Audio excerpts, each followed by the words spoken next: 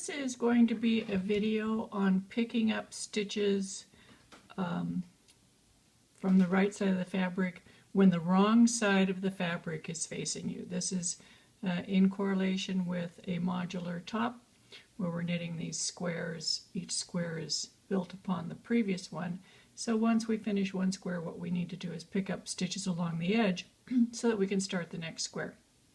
We've just finished this one, and we're going to pick up stitches along this edge here so that we can continue with the next square. So we're going to be turning the work. It's hard to pick up stitches going from left to right for most right-handed people. If you're left-handed, it probably works pretty good, but most people are right-handed. Not excluding left-handed people, but most directions are written for right-handed people. So what we're going to be doing is we're going to be picking up one stitch in each slipped stitch that's along the edge. You can see the slipped stitches. You can see they create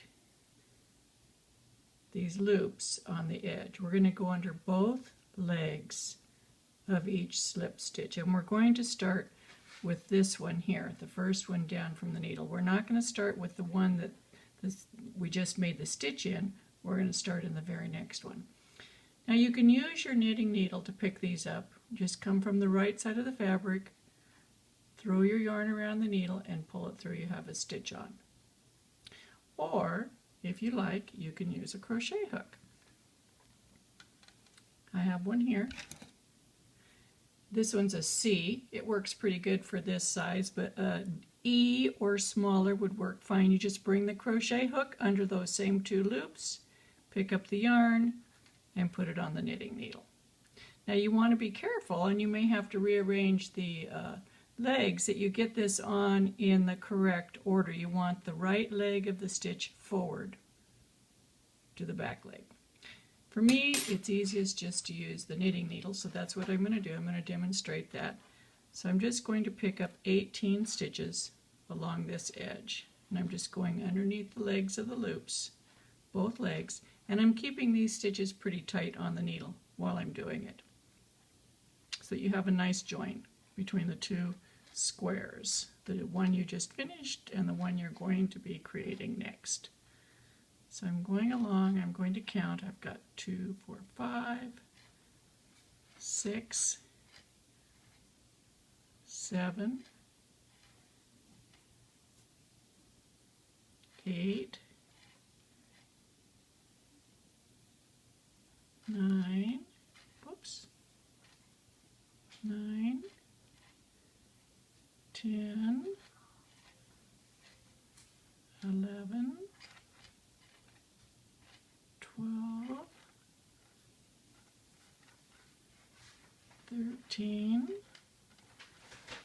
14,